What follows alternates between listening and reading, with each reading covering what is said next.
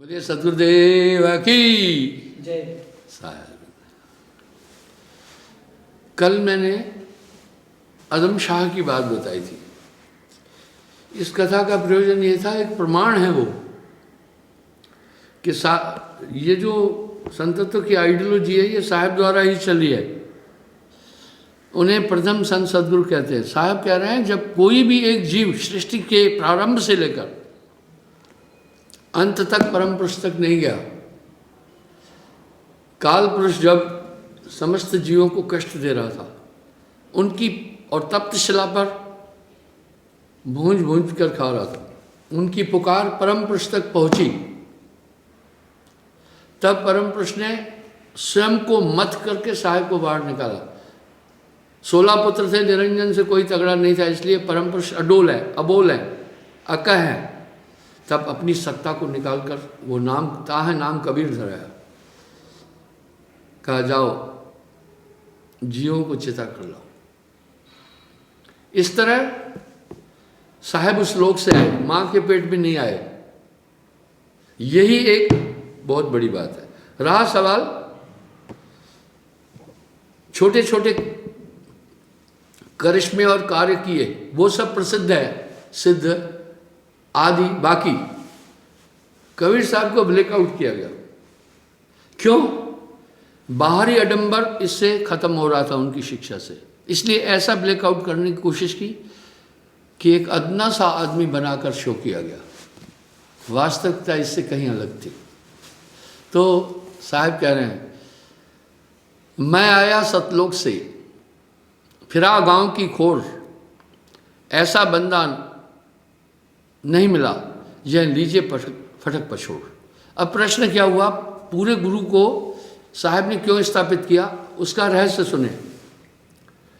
सरगुण में गुरु का इतना बड़ा महत्व नहीं है। सरगुण भक्ति में कहते हैं कि भाई तुम शुभ कर्म करो, बुरा तो वो भी नहीं कह रहे हैं। मेरा मानना है जो किसी भी कोण से ईश्वर के अस्तित्व को मानता है, भक्त है, वो अच्छा इंसान होगा। रहा सवाल हमें ये सोचना है किस भक्ति से हमें क्या प्राप्त करना है। भाई नौकरी तो नौकरी है, चपरासी भी एक नौकर है, डीसी भी एक नौकर है, कमिश्नर भी एक नौकर है, दोनों में अंतर है। इसी प्रकार भक्ति भक्ति सब जगत बखाना, आदि भक्त कोई वर्रा जाना। अब यहाँ साहब ये अपेक्षा कर रहे हैं, आगे क्या कह रहे हैं? आदि भक्ति शिव योगी केरी, राखी गुप्त न जग में फेरी। शिवजी से बड़ा योगेश्वर और भक्त और कंसंट्रेशन करने वाला कोई नहीं है। इसलिए योग का विराम, योग का पर्याय शिवजी है। आदि भक्त शिव योगी केरी, राखी गुप्त न जग में फेरी। अधर ध्यान, अदर शब्द ध्यान लावे, सो शब्द हैं ररंकारा, तासे उपजे सकल पसारा। बोला वो ररंकार, शिव जानत कोई जानत नहीं। देखिए यहां थोड़ा सा सस्पेंशन है, कह रहे शिव जी सिर्फ जानता है, बाकी कोई नहीं जानता। तासे मेरी भक्ति न्यारी। अब विचार तो करें, ये तुकबंदी के शब्द नहीं है, इन पर चिंतन करें। ताको क्या जाने संसारी, बोला उसे दुनिया नहीं जानती थी।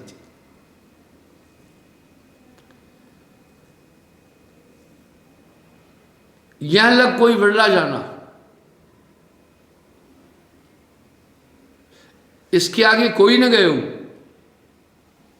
यह भेद त्रिदेवन रहो। अब साहब क्या कह रहे हैं? सनक सनंदन सनंद कुमारा, सनकाधिक ये 4 अवतारा, केते ब्रह्म होए गयो, सनकाधिक से निर्णय क्यों। ध्यान जो करे निरंजन माही, निरंजन से कोई न्यारा नहीं। वाह! यहां पर साक्षी दे रहे हैं दादू दयाल जी। इस भक्ति को समझने की जरूरत है। कोई सरगुण में रीझ रहा, कोई निर्गुण ठहरा है। कोई सरगुण में रीझ रहा, कोई निर्गुण ठहरा है। अटपट चाल कबीर की मुझसे कही न जाए। इसका मतलब है कुछ भक्ति क्षेत्र में अलग आइटम लाए साहब। अब इस समय भक्ति पटल पर हम देखें साहब कहां खड़े हैं।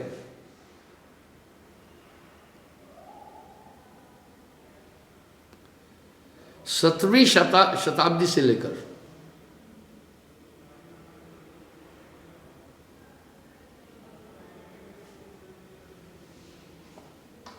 18वीं शताब्दी तक, 19वीं शताब्दी तक 350 साल ये भक्ति काल कहलाया। अब आप थोड़ा सा इस पर चिंतन करें, ये भक्ति काल क्यों कहलाया? पहले क्या भक्ति नहीं थी? ये भक्ति काल कहलाया।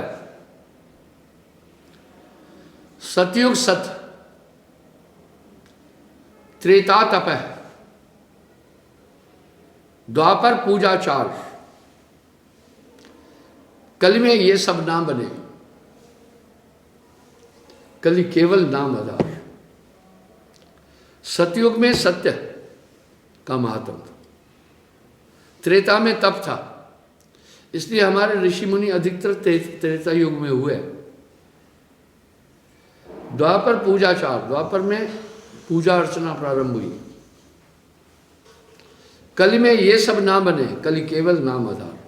आप गौर करें, हमारे पूर्व ऋषि मुनियों ने कहीं भी कोई भौतिक और मूर्ति उपासना नहीं की थी, वो अंतर में गए थे। अब ये भक्ति काल क्या था? ये 350 साल जो समय रहा, 17वीं शताब्दी यानी 1601 से लेकर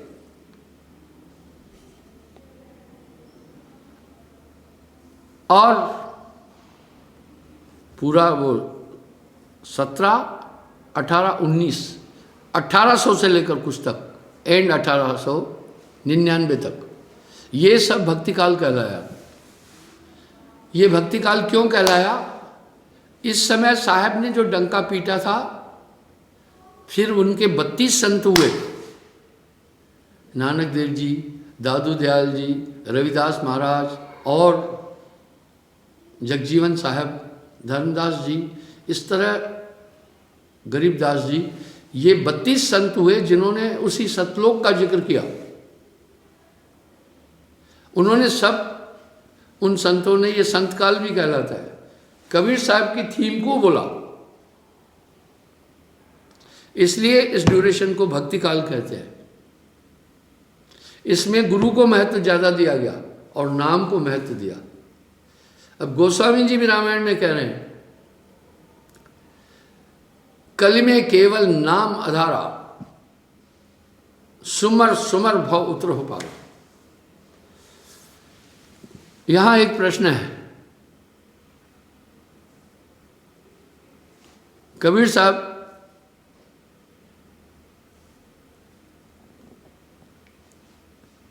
आखिर क्या पद्धति इस दुनिया को दे गए? अब रामायण का पूरा मंथन करने से एक ही चीज सामने आ जाएगी, नाम। नाम का ब्रांड कबीर साहब स्थापित किए। यही बात गोस्वामी जी रामायण में बोल रहे हैं, कली में केवल नाम आधारा, सुमर सुमर भव उतर हो पारा।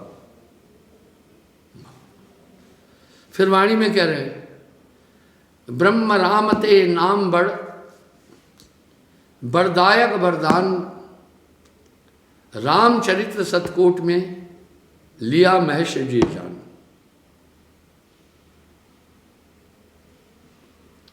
ब्रह्म राम ते नाम बढ़, बहुत खूब कहा।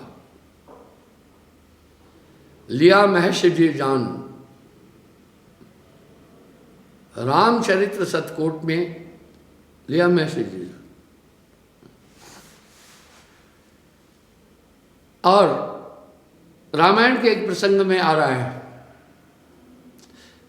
शिवजी ने पार्वती जी से एक बात कही, सार पूछा जब तो कहा, उमा कहूं मैं अनुभव अपना, उमा कहूं मैं अनुभव अपना, सत्य प्रभु भजन जगत सब सपना। नानक देव जी भी पुष्टि कर रहे हैं, नानक नाम जहाज हैं जो चढ़े से उतरे पर। और साहब क्या कह रहे हैं, कली है नाम प्रताप धर्मन हंस लोक सिधा गई, और जतन नहीं मुक्ति को। यानी अब यहां प्रश्न उठा नाम, नाम भाई नाम। यहां साहब अपेक्ष कर रहे हैं,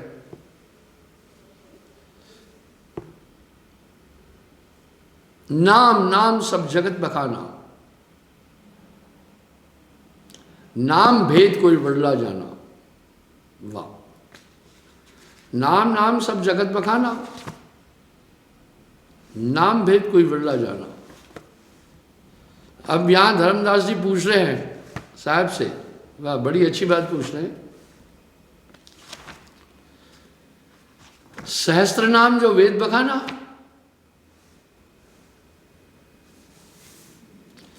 सहस्त्र नाम जो वेद बखाना, वही नाम के है कुछ आना। अरे धर्मदास जी ने कहा, महाराज नाम तो मैं भी जप रहा हूं, वेदों में जो सहस्त्र नाम है वही नाम का महात्म है। विष्णु जी के सहस्त्र नाम है, शिव जी के सहस्त्र नाम है, शंभु, कैलाशपति, शिव आदि। ब्रह्मा जी के भी सहस्त्र नाम है, चतुरानंद, प्रजापति, ब्रह्मा जी आदि। आदि शक्ति के भी सहस्त्र नाम है, विष्णु जी के भी सहस्त्र नाम है। तो धर्मदास जी साहब से कह रहे हैं, नाम तो मैं जब ही रहा हूं, सहस्त्र नाम जो वेद बखाना वही नाम है कुछ आना।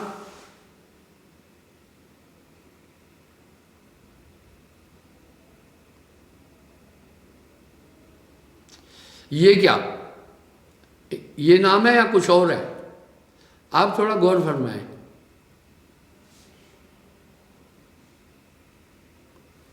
वो नाम अकह नाम सो कहा न जाई। अब यहां थोड़ा सा आप चिंतन करें ना, लिखा न जाए पढ़ा न जाए, पुरुष कहो तो पुरुष नहीं। वो एलिमेंट परमात्म तत्व पुरुष भी नहीं है, स्त्री भी नहीं है। ये संज्ञाएं तो देह के कारण से हम रखे हैं।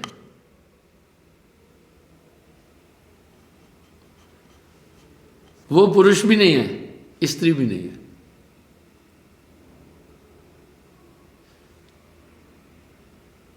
पुरुष हुआ आपा भो माही, शब्द कहो तो शब्द है नाही, वो शब्द भी नहीं है। दो बिन होए ना अधरा बाजा। कुछ लोग इन शब्दों को, धुनों को परमात्मा बोल रहे हैं, यहां साहब खंडित कर रहे हैं।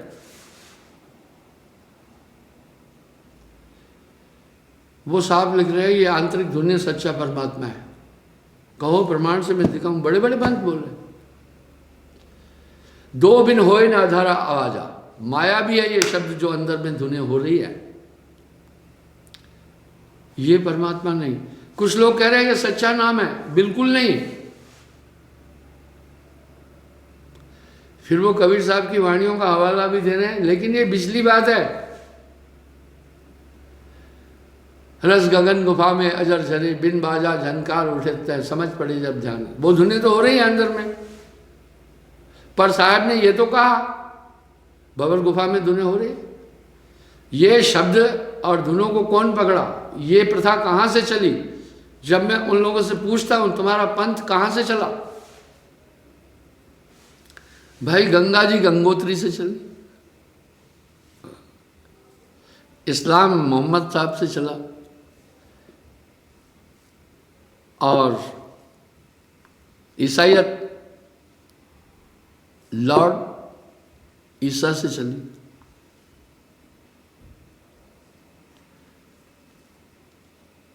बुद्धिज्म किससे चला? महात्मा बुद्ध से चला। जैन धारा कब चली? भाई जैन धारा चली महावीर स्वामी से। सनातन कब से चला? सतयुग से सनातन चला, इसलिए इसे पुरातन कहते हैं। मैं पूछता हूं, ये धुनों वाला तुम्हारा ये जो थ्योरी है किसने स्टार्ट की? इसका आदि कौन है? इसका प्रारंभ किसने किया? उनको ये भी नहीं पता है, उनको नहीं पता है। अब यहां साहब कह रहे हैं सोहंग शब्द अगोचर मुद्रा भवर गुफा अस्ताना शुभदेव तिसको पहचाना सुन अनहद की ताना। ये शुभदेव जी ने चलाया था। वो भवर गुफा में सोहंग का जाप करते थे, अनहद धुनें सुनते थे। अंतोगत्वा सुखदेव जी को राजा जनक की शरण में जाना पड़ा। अब साहब वाणी में फिर एक बात हर जगह कह रहे हैं, एक नाम को जानकर दूजा दे बाहर। कहीं लिखा पढ़ी में दिखाओ 5 नाम 7 नाम, एक तो 71 नाम भी जपते हैं, इसलिए कीर्तन नाम सब बोले। साहब कह रहे हैं ये नाम नहीं है वो नाम अलग है।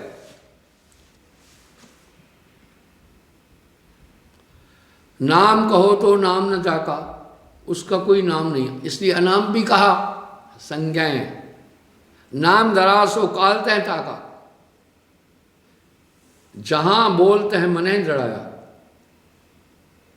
जहां ये भौतिक नाम है वो काल माया है, क्योंकि हम जो शब्द निकाल रहे हैं इसमें 2 चीजें हैं। वो परमात्मा ये धुनें नहीं है। एक तो इसमें है वायु तत्व, एक है इसमें पृथ्वी तत्व। आप देखें साहब कह रहे हैं 2 बिन होए नजर आवाजा। अब साउंड निकला, साउंड क्यों निकला? साउंड का अस्तित्व किससे था? इंटैक्ट हुआ। देखो वायु बीच में से भगी। इस तरह नाड़ियों के संयोग से अनहद धुनें हो रही है। अगर आप मुट्ठियां जोर से भींच कर दांत भींचेंगे तो झींकुर शब्द झुंझुन झुंझुन सुनाई देगा। सिद्ध हो रहा है कि ये नाम ये धुनें परमात्मा नहीं है। फिर साहब कह रहे हैं सो सदगुरु में भावे जो आवागमन न छाए, आंख न मूंदे कान न रूंदे नहीं अनहद उड़ जाए। वाह, अनहद में नहीं उलझाए। जाप मरे अजपा मरे अनहद भी मर जाए। लो भैया तुम्हारा परमात्मा तो खत्म हो गया, वो तो अविनाशी है, अजर है। जब ये बात कहो कहेंगे ये निंदक है। निंदा निंदा सब कहे, निंदा न जाने कोई, जैसे को तैसा कहे सो भी निंदा न होए। है अनाम अक्षर के माही ने अक्षर कोई जानत नहीं। आगे जो बोल रहे चौंकाने वाली बात बोल रहे।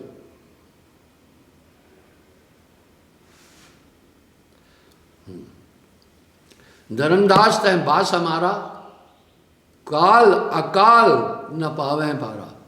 काल अकाल दोनों नहीं पाएंगे, इनसे परे है।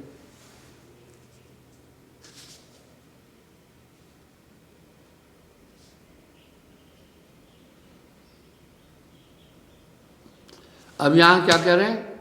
वो सत्य है। सत्य सोई जो विनशे नहीं, वो अनादि है जिसका स्टार्ट नहीं। जिसका स्टार्ट है उसका एंड होगा। जो बढ़ेगा वो घटेगा, इसलिए वो अनादि है, अनंत है।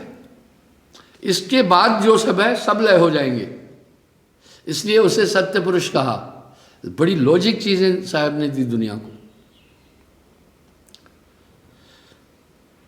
सूरत लगाए सुनो मम बानी। साहब कह रहे हैं हे धनराज ध्यान से मेरी बात सुन। सूक्ष्म गति अति भारी झीनी, ये बहुत बारीक बात है। ताहम जगत में वर्रा चीनी। मैं दूसरा प्रमाण लोगों को देता हूं। काशी का सबसे बड़ा विद्वान सर्वदानंद पंडित साहब से दीक्षा। और क्या प्रमाण चाहिए? यहां लोगों ने अछूत हरिजन का एक ठप्पा लगा दिया साहब पर। ये एक साजिश थी। शूद्र के कान लगो ना भाई। उस समय शूद्र तपस्या भी नहीं कर सकता था, बड़ा जातिवाद था। मैंने आपको ये व्यवस्था बताई थी। वेशभूषा अलग थी। शूद्र तपस्या भी नहीं कर सकता था, शूद्र शिक्षा भी धारण नहीं कर सकता था। ये तो प्रहार कबीर साहब ने आकर किया। जात पात का चिन्ह कोई, कैसे दूसर जाति हुई। वाह, रिलेक्शन उन्होंने दिलाई। बाद में महात्मा गांधी ने पूरा कबीर साहब की आइडियोलॉजी पकड़ी। आप देखें, अहिंसा, शराब न पीना, मांसाहार का वर्जन। अगर आप कबीर साहब कबीर चौराहे पर जाएंगे, महात्मा गांधी का एक शिलालेख पढ़ पाएंगे। और महात्मा गांधी जी की माता स्वयं कबीर साहब की फॉलोवर थी। उनके घर में लिखा था ये दोहा, श्वास श्वास प्रभु सुमर ले, वृथा श्वास ना होए, ना जाने कि श्वास में आवन होए ना होए। इसलिए पूरा फॉर्मेट रखा उन्होंने गांधी जी बहुत बुद्धिमान थे। उन्होंने देखा कि कबीर एक सामाजिक क्रांति लाया। वही पूरे शब्द महात्मा गांधी ने समाज के आगे रखे। उन्होंने दलित वर्ग को हरिजन कहा। हरिजन का मतलब है परमात्मा के लोग। आज इस शब्द को भी लोगों ने दूषित कर दिया। अब हरिजन कहने से भी आदमी बुरा मान रहा है। अब कहीं फिर दलित वर्ग कहा। अजी, छोटी बरादरी को इतना सुंदर नाम दिया गया, हरिजन। लेकिन घृणा उत्पन्न करने वालों ने इस हरिजन में भी घृणा प्रविष्ट कर दी। ये हरिजन शब्द भी घृणा युक्त बना दिया। जात पात होकर नहीं आए, ये झगड़ा जग में फैलाए। जात पात का चिन्ह न कोई, कैसे दूसर जाति हो। मैं सटीक बात कहता हूं, सप्रमाण प्रमाण सहित बोलता हूं।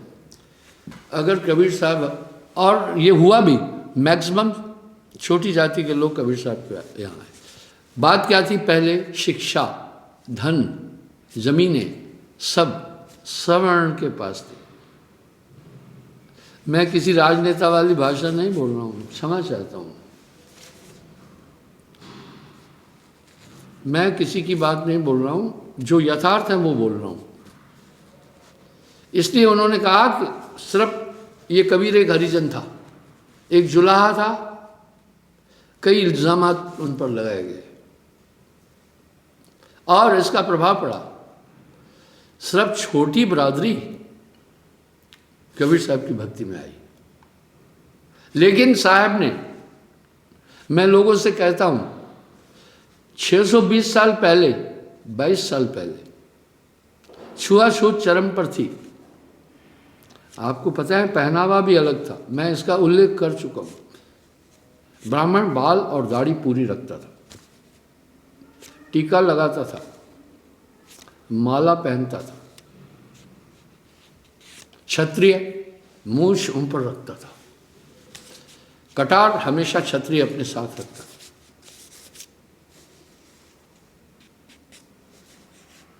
वेशभूषा राजसी थी क्षत्रियों की। महाजन पगड़ी बांधता था,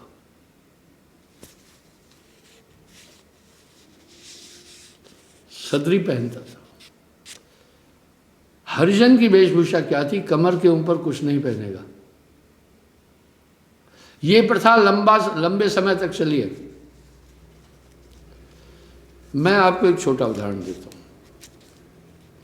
मैं इस 18 अप्रैल को 72वां जन्मदिन मनाऊंगा। हमारा गांव बड़ा सुंदर था, उसमें बेचारे कुछ हरिजन लोग थे, तो उनका टोला ही अलग था। बच्चों को जात पात का पता नहीं। जब हम उनके बच्चों के साथ खेलते थे हमें मार पड़ती थी, मार। ये सब घृणा सिखाई जाती है, पिटाई होती थी, दूर नहीं जाते। हमारे गांव में मिडिल स्कूल था। गांव के आसपास छोटे छोटे गांव थे। हमारे बगल में गोदरमऊ एक गांव था।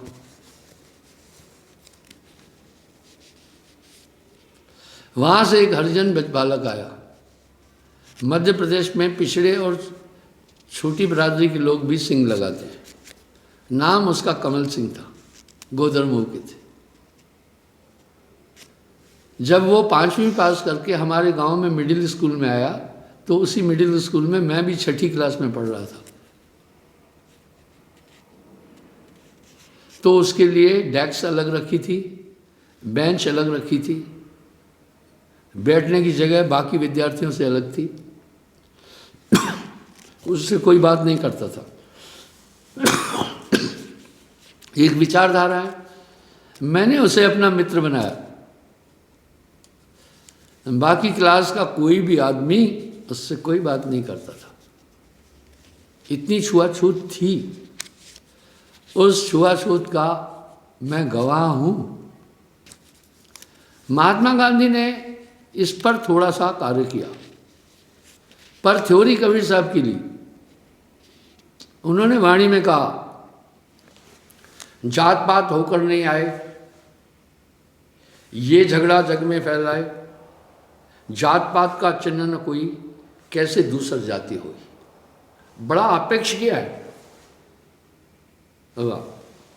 तो धीरे धीरे अब ये खत्म नहीं हुई है, आप भूल में हैं, अभी भी बरकरार है ये धारणा। ऊपर से लोग चाहे भले कहें, अंदर से ये जात का भूत अभी भी बैठा है। जात तो जात है, जात हैं कहते हिंदी में, जा रही हैं। तो उस समय ये ज़्यादा था। उन्होंने कबीर साहब की योग्यता को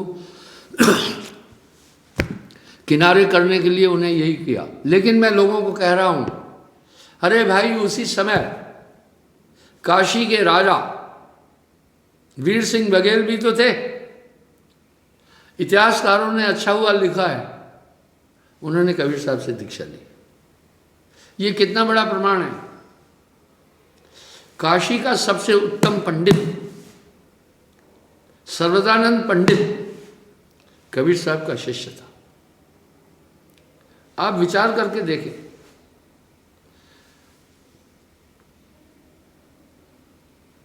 रामानंद जी हरिजन को कभी नाम नहीं देते थे, उनका मुख भी नहीं देखते थे।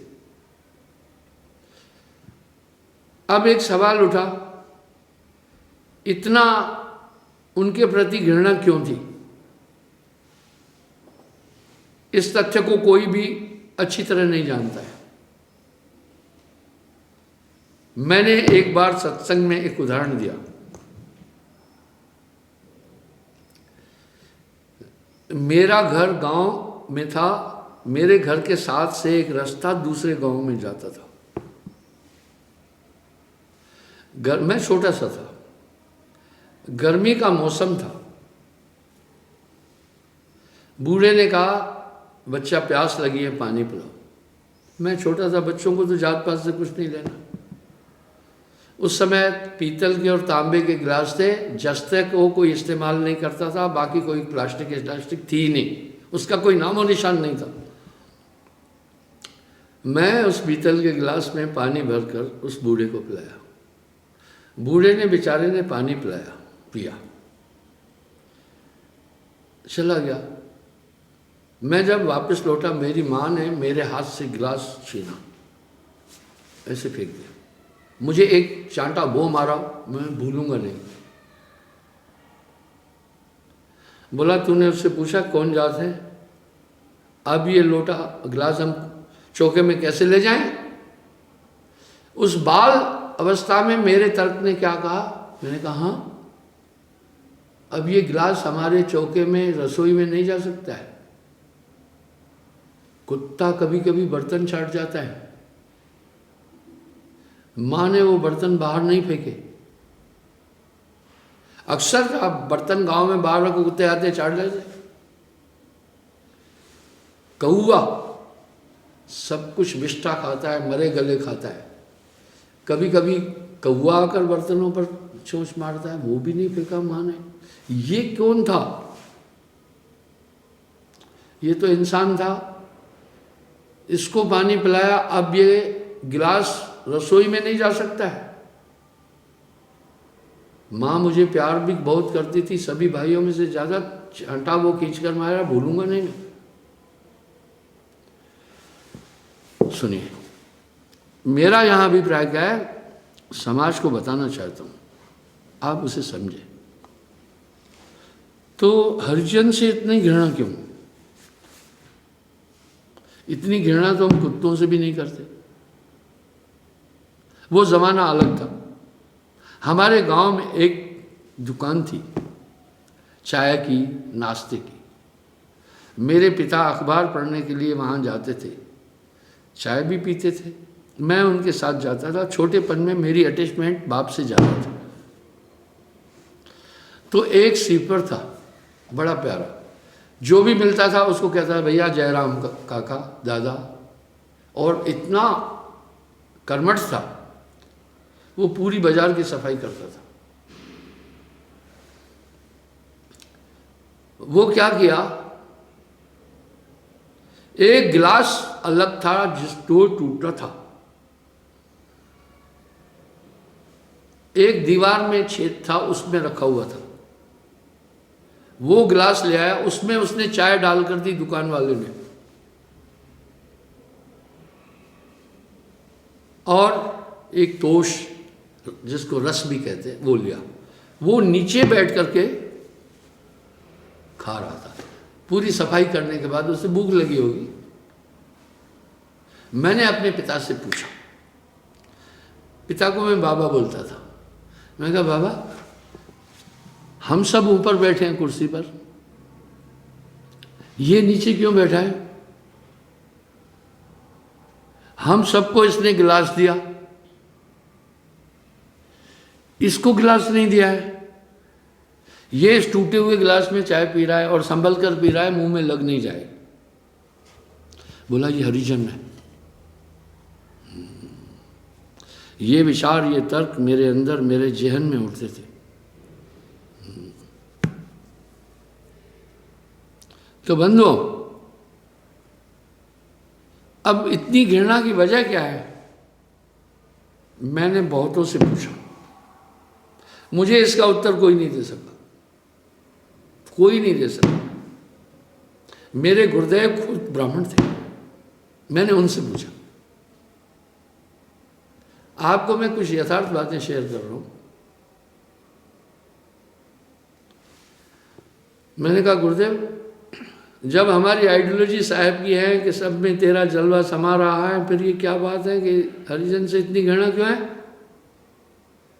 बोला मधु, ऐसी मान्यता है शास्त्राकारों की कि अत्यंत, अब घृणा की वजह मुझे गुरुदेव बता रहे हैं, अत्यंत पापिष्ट और क्रूर कर्म करने के बाद शूद्र की देही प्राप्त होती है। क्या बोले? अत्यंत कुंठित और पापिष्ट कर्मों को करने के कारण से ये देह मिलती है, ताकि वो इसमें कष्ट भोगे। ऐसी मान्यता है। वाह, चलो मुझे ये बात तो पता चल रही। जैसे आप देखें, हम सब यहां भी देखते हैं, जिसने गोहत्या कर दी उसको बराए देते हैं, उसको बराए देते हैं। जो परस्त्री गमन किया उसको भी बराए देते हैं, उसको पंक्ति में नहीं खाने देते। बोला इसी तरह उस कुल को बरा दिया गया। जो नितांत घोर पाप करने के बाद ये तन मिलता है। शुभ कर्म करने से ब्राह्मण, क्षत्रिय और सवर्ण में जन्म लेता है और धनाढ्य घर में आता है, ऐसा मुझे तर्क मिला। और साहब भी अपनी वाणी में इसको स्थापित कर रहे हैं। आप ध्यान से सुने। अब मुझे समझ में आई ये बात, पर मैं कह रहा हूं जब वो वेद तो ये कह रहा है जन्मते शूद्रम, जन्म लेते सभी शूद्र हैं। क्यों? रज बीरज का शरीर मलमूत्र के द्वार से आए, कर्म से ही उत्तम होता है। इसलिए एक नियम है वेदों का भी, अगर जो सन्यासी है उसकी कोई जात नहीं होती है। ब्राह्मण को 3 वर्ग मान्यता पूजा करते हैं, क्षत्रिय, वैश्य और निम्न वर्ग। ब्राह्मण श्रेष्ठ माना गया। सुनिए, ब्राह्मण 3 वर्ग के लिए पूजनीय है। क्षत्रिय भी पूजता है, वैश्य अर्जुन भी। लेकिन सन्यासी अच्युत गोत्र है, चारों वर्ण उसको पूजते हैं। वो चाहे किसी भी बिरादरी से, वो सन्यासी है, वो ब्रह्म स्वरूप हो जाता है। अब साहब यहां कह रहे हैं योगी योग साधना करेगी, भवसागर से ना ही तरेगी। वाह, दान दे सोई फल पावे, भवसागर भुगतन को आए। शुभ कर्म करने से बुराई नहीं, अच्छा तो है, पर फल मिलेगा। तीर्थ नहाए जो कुछ होई सो सब भाग सुनाऊं तो ही। अब साहब कह रहे हैं जो कुछ प्राप्त होता है शुभ कर्म करने से, तीर्थ करने से, दान पुण्य करने से, वो सुनो। जन्म ले उज्जवल तन पाए, जन्म लेता है उज्जवल तन पाता है। संपत्ति हुए जग में पुनावे, धनी होकर के जन्म लेता है। ऊंचे घर में ले अवतारा, ब्राह्मण क्षत्रिय को व्यवहारा। ये दिखाना, यही है ना।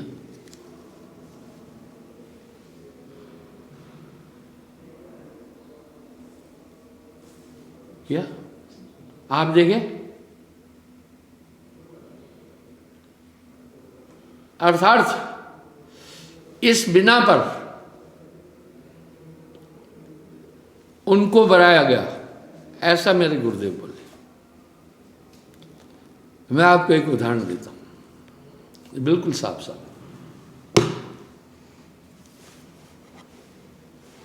हमारे आश्रम में भी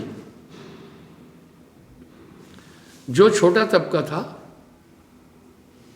मैं गुरुदेव की त्रुटि नहीं बोल रहा हूं, ना ना ना ना ना, जो चेला गुरु को अपने से छोटा बोला वो जाएगा गड्ढे में। मेरी फाउंडेशन ही मेरा गुरु है।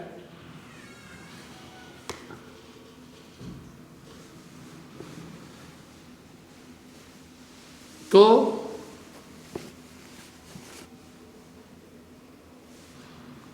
हरिजन को अलग बिठाकर भोजन खिलाते थे।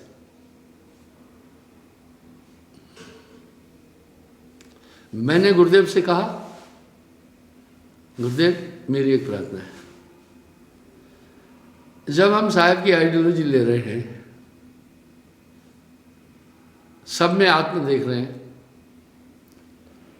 जात पात होकर नहीं आए, ये झगड़ा जग में फैला है, साहब बोल रहे हैं हमारे, हम इनको फिर बाहर बिठाकर भोजन क्यों खिला रहे हैं? गुस्ताखी की माफ़ी चाहता हूँ। बोला मधु तुम सोलाने सही कह रहे हो, पर हमारे पंथ में ब्राह्मण क्षत्रिय बहुल क्षेत्र है ये, जैसे यहाँ छुआछूत चरम पर है। ये बहुत पुरानी बात बता रहा हूँ, 52 साल पहले की। खुद गुरुदेव कभी भी परहेज नहीं करते थे, दूर दराज जाते थे, अर्जन के घर भी खाना खाते थे, लेकिन प्रत्यक्ष में नहीं करते थे। ठीक है, समस्या है। उन्होंने तर्क अच्छा दिया, मैं खामोश हो गया। सैनिक आदमी बहुत कम जात पात मानता है, फौज में तो हम फौजी कहलाते हैं, फौज में छुआछूत जात बिल्कुल नहीं है, सभी बिरादरियां एक साथ बैठती हैं। तो एक सैनिक मैं अपने साथ में फौज से ले गया आश्रम, गोंडा में आश्रम है। अब माजरा क्या था, वो कुएं से पानी भर के नहीं नहा सकता था, मैं उसके साथ लोग भी आए, मैं पानी खींच करके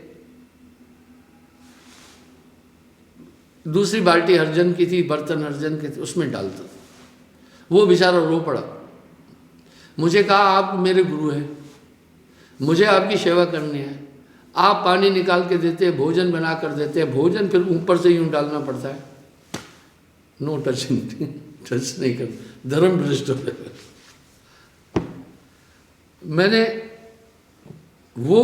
मैं गुरुदेव के पास आया, हाथ जोड़कर प्रार्थना की। मैं कहा गुरुदेव मुझे एक चीज़ का बड़ा दुख हो रहा है, जो यहाँ मूछ को ऊपर ताव दे करके अपराध करने वाले भी आते हैं, उनको हम बर्तन दे देते हैं, वो यहाँ बैठ के खाते हैं, ये इतना भक्त है, हक की कमाई खाता है, इसको मैं कुत्ते की तरह ऊपर से रोटी डाल रहा हूँ, मुझे दुख हो रहा है। मैं जात पात के विवाद में नहीं हूँ, बिल्कुल नहीं हूँ। जब आदमी आत्म साक्षात्कार कर लेता है, ये वहम खत्म हो जाता है। जब सर्वभूतान हृदय, हमारे ग्रंथ भी कह रहे हैं, वासुदेव कृष्ण ने भी कहा सर्वभूतान, सभी प्राणियों के अंदर परमात्मा का वास है। वाह, सब में आत्म रूप पहचान,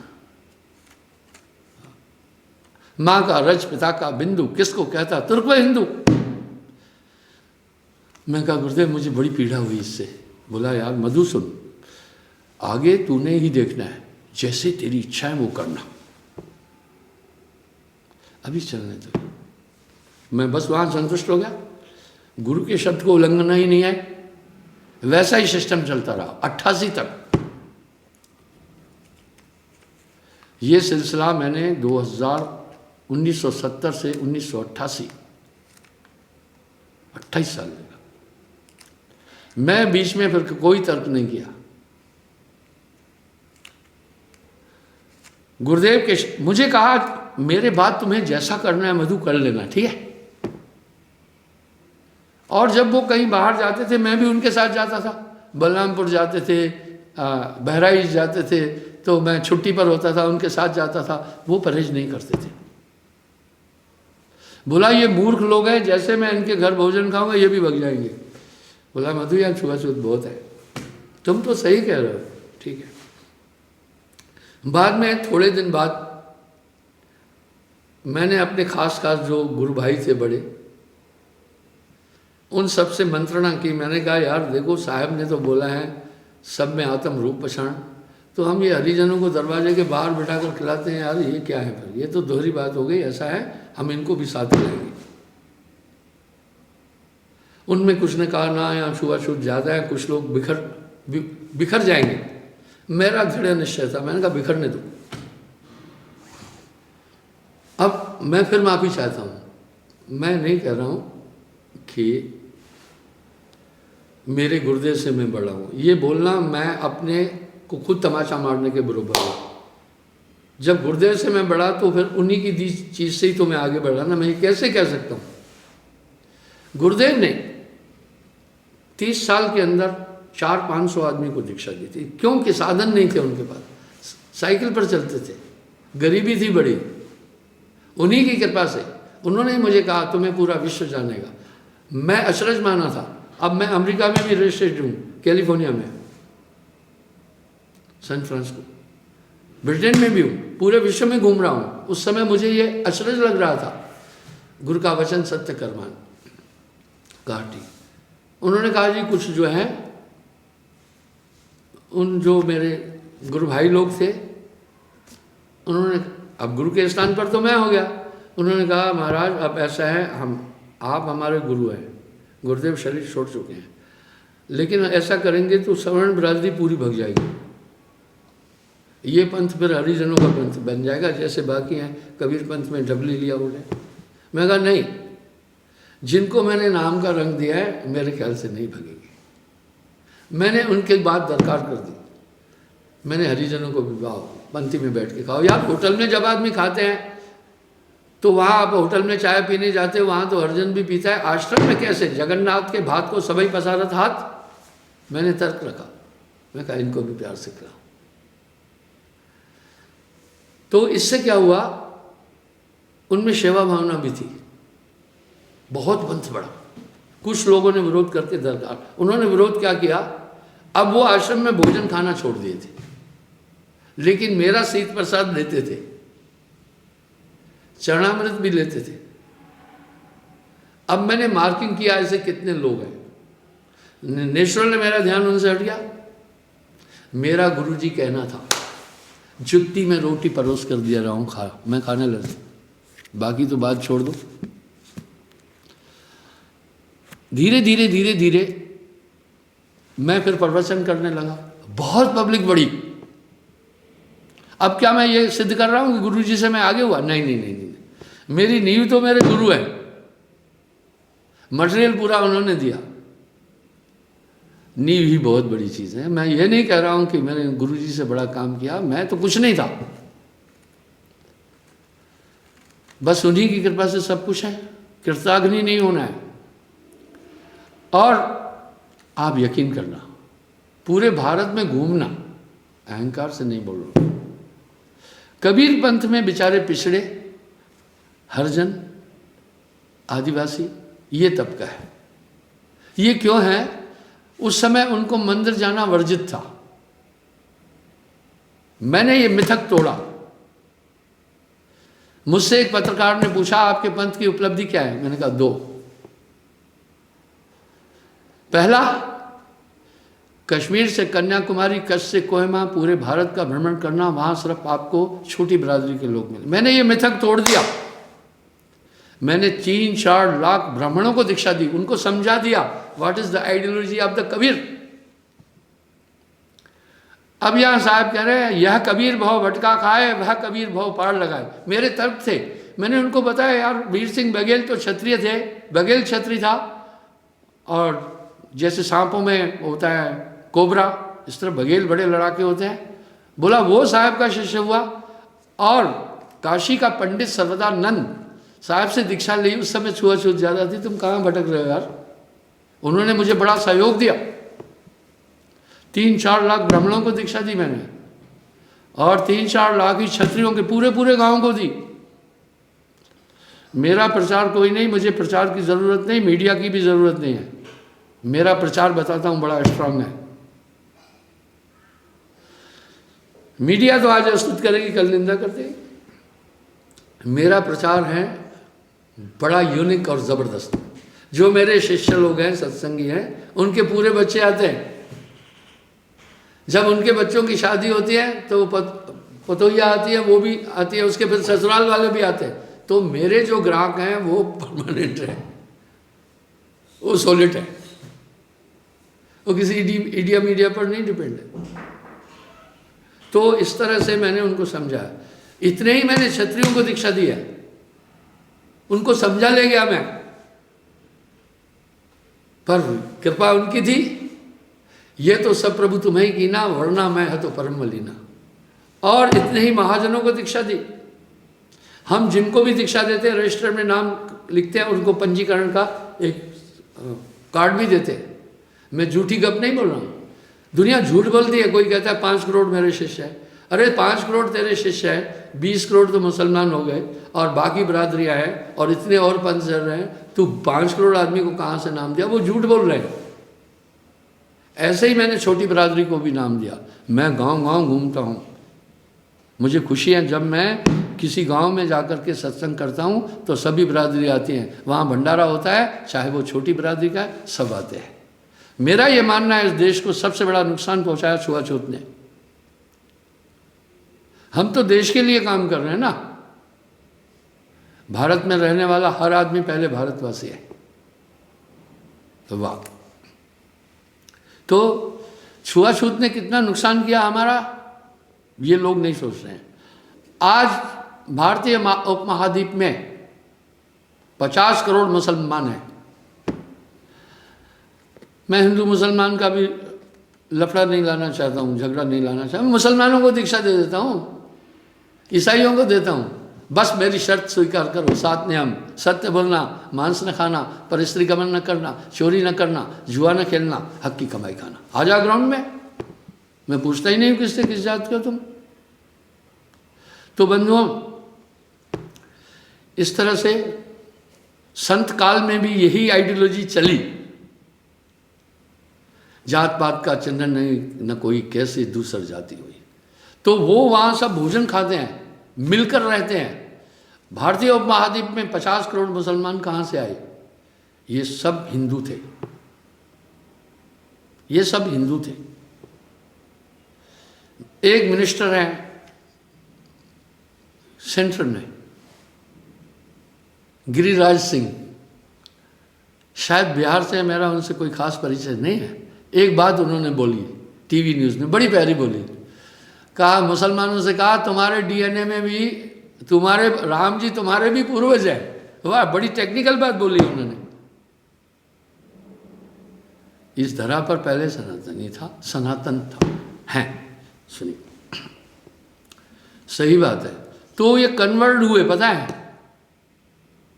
जिनको हमने प्यार नहीं दिया, जिनको समानता नहीं दी, वो धर्म छोड़ के चले गए। हमारी बिरादरी, हमारी संस्कृति छोड़कर दूसरे धर्म में प्रविष्ट हुए। कोई ईसाई बना, वहाँ समानता देखी। कोई मुस्लिम बना, कोई बुद्धिस्ट बना। आज भी जाकर सर्च करना,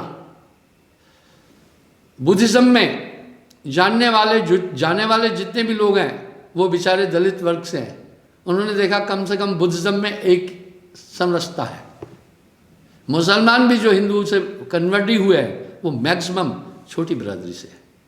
जो ईसाई बने हैं वो भी मैक्सिमम, कोई ब्राह्मण इक्का दुक्का बना होगा, क्षत्रिय इक्का दुक्का बना होगा, और अपना महाजन इक्का दुक्का बना होगा। वो पिछड़े चले गए, हमने उन्हें प्यार नहीं दिया। आज वही हमारे लिए समस्या है। इसलिए जात पात पूछे नहीं कोई, प्रभु को भजे सब प्रभु को ही। फिर जगन्नाथ के भात को सबई पसारत हाथ, संतत्व की धारा ने ये एक बहुत बड़ी चीज़ समता और सामाजिकता दी साहब ने। इसलिए महात्मा गांधी ने कबीर साहब को पूरा पूरा फॉलो किया है। आज भी हमें ये ज़रूरत है इस बात की कि हम सहज बने, सबके लिए समान भाव रखें। जब हमारी मान्यता कर रही है सर्वभूतान सभी प्राण आत्मतम सर्वभूतेषु, तो यार उसके अनुसार तो चलो ना। सभी में प्राणी, सभी में आत्मा है और सब आत्मा एक जैसी है। आत्मतम सर्वभूतेषु, यही संदेश था साहब का। मुझे खुशी है इस तरह हमारे आश्रम में भी भेदभाव नहीं है। हाँ, कुछ पंथ कह रहे हैं लेकिन वो ये काम नहीं कर सके हैं। उनके यहाँ जाकर देखो 90% वही बेचारे पिछड़े लोग हैं, दलित वर्ग हैं। 2-4% मुश्किल से है, वो भी बैकवर्ड है। मैंने सबको इस धारा में लाया। हम इस राष्ट्र के लिए भी काम कर रहे हैं। ये मुट्ठी बंद है ना, तो घूंसे में बड़ी ताकत है, लेकिन उंगली मारोगे कुछ नहीं होगा। ये उंगली मारोगे कुछ नहीं होगा। मुट्ठा जब बंद हुआ तो ताकत होगी। इसलिए इस संस्कृति को मजबूत करने के लिए हमें कुरीतियों को छोड़ना पड़ेगा सशक्त रूप से। तो बंधुओं, इस तरह साहब ने आकर के ये बात बोली और बहुत यूनिक बात बोली।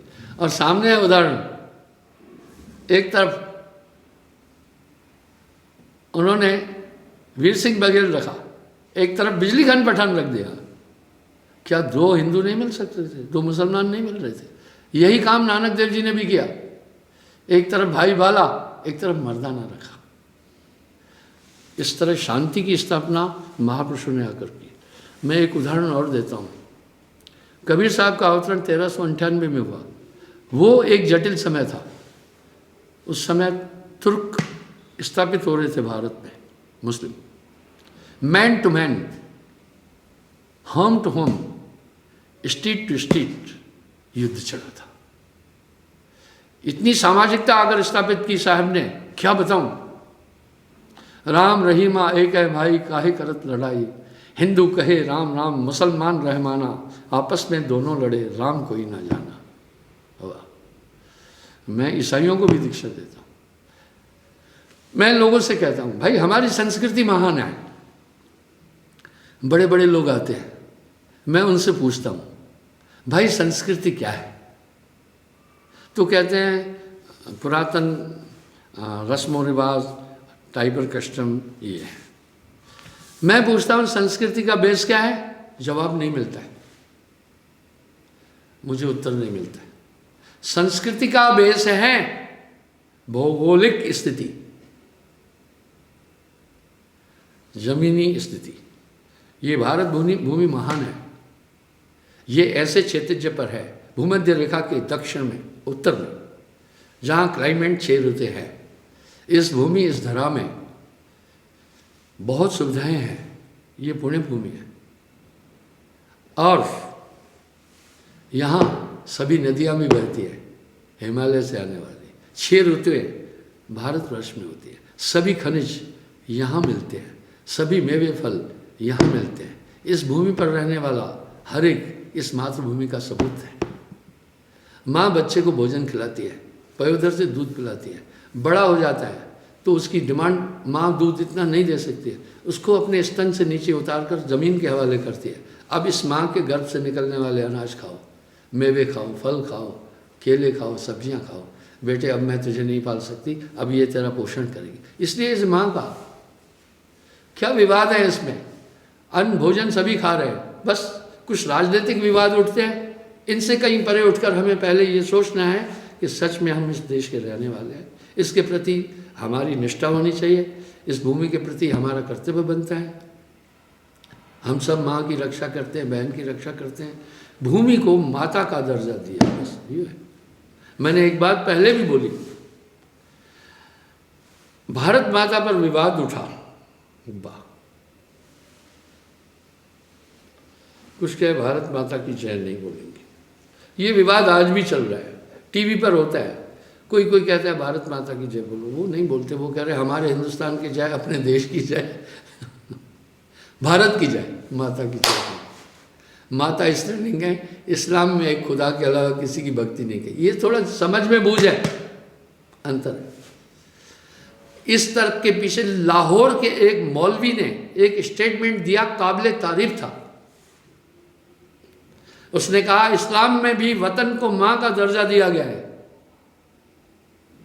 वाह क्या बात थी। ये सिर्फ विवाद खड़े किए जा रहे हैं, हमें इससे बचना है, राष्ट्र कमजोर हो जाएगा। भारत की छवि विश्व में बड़ी टॉप है। हम तालिबानी नहीं बनना चाहते, हम राष्ट्रवादी बनना है। देश के प्रति हमारा कर्तव्य है, गाँव के प्रति, माता पिता के प्रति हमारा कर्तव्य है। तो इस तरह ये संस्कृति आकर साहब ने स्थापित की, बहुत ऊँची। मैं आप सबको इस पर आगे भी बातचीत करूंगा, क्षमा चाहूँगा। आज आपका बहुत टाइम मैंने ले लिया साहब।